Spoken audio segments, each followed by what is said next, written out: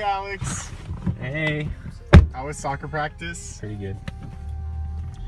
Yeah, was Coach Bill nicer today? Yeah, Coach Bill, he's pretty cool. Do you still need me to bring snacks for the game on Friday? Yeah, can you bring a Capri Sun and Rice Krispie treats, please? Oh, you don't want the gummy fruit snacks? Nah, Rice Krispie treats. I'm so excited to be using my self-driving car. Don't have to pay attention to the road at all. I'm just gonna watch videos this entire time. Hey, okay. I want y'all to let's do this dance now. Juju on that beat. Juju on that beat. Juju on that, juju on that, juju on that beat. Now slide, chop, hit them for no stop. Hey, girls looking at me. Skinny jeans on, you know my head and hey. Oh shit! Oh my god, it's coming right at us! Wait, look out!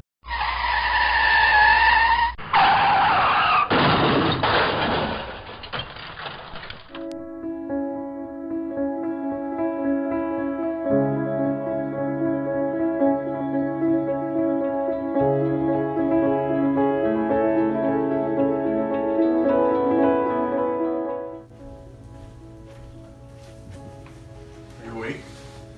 Dad, it hurts. I'm so sorry that driver's being so reckless. I can't believe this happened. Will I ever be able to play soccer again? I don't know. The doctor said that it might be a while.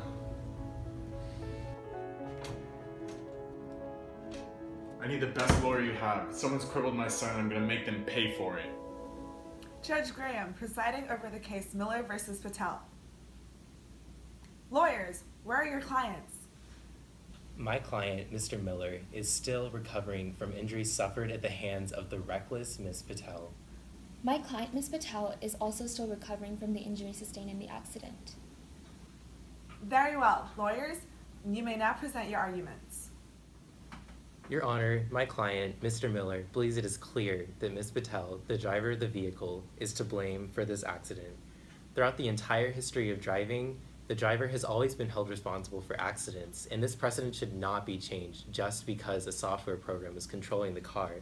As long as there's a human in the driver's seat, they have some level of control over what is going on in the car, and it's ridiculous that Miss Patel should be allowed to get away with such careless driving when it resulted in such a terrible crash.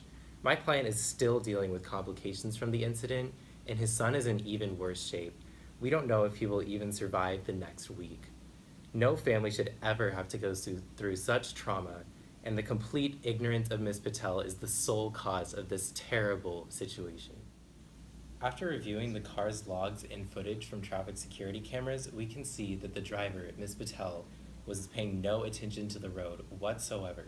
She had not touched the steering wheel, the gas pedal, or the brake pedal for entire minutes before the accident occurred. Furthermore, we have footage of Ms. Patel dancing to her music just as the crash occurred. No driver should ever treat their responsibility on the road so trivially and completely ignore their surroundings just to spend time dancing.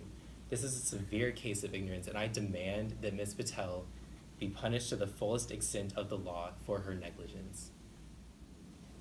Your Honor, my client, Ms. Patel, is not at fault here because she was not driving the car. This was a completely autonomous vehicle. It was self-reliant. There was no human intervention necessary. The car was driving itself, so the blame should be placed on the car maker.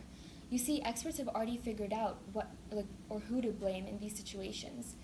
In fact, during the early development of self-driving cars, an article in Scientific American by Cline reveals, quote, car makers such as Volvo, Mercedes, and Google are confident they will have these technologies and many more so buttoned up that they will be able to take the driver out of the operation and liability picture almost entirely. Iozio goes on to say that the driverless car makers will likely, quote, foot the bill for everything from fender benders to violent crashes because semi-autonomy is showing that computer drivers are likely the more safer ones. For example, data from the Insurance Institute for Highway Safety finds that, quote, crash avoidance braking can reduce total rear-end collisions by 40%. And Volvo's senior technical leader for safety and driver support technologies, Eric Calais, notes that a study of the European version of Pilot Assist revealed that the computer maintains safer follow distances, and has fewer harsh braking incidents than human drivers. With this said, my client was not using pilot assist or any other features that require humans to step in.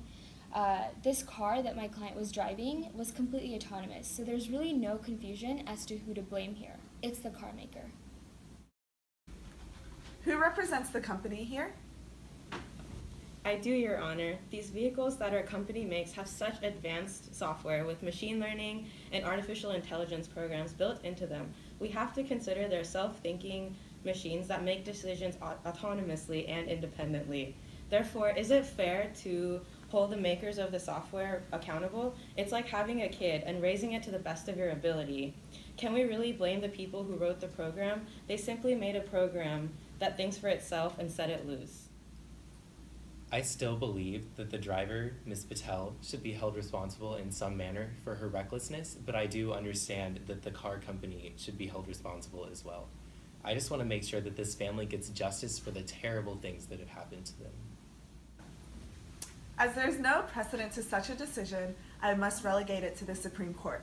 This decision will affect the entire country, maybe even the world, especially as the number of self-driving cars on the road increases.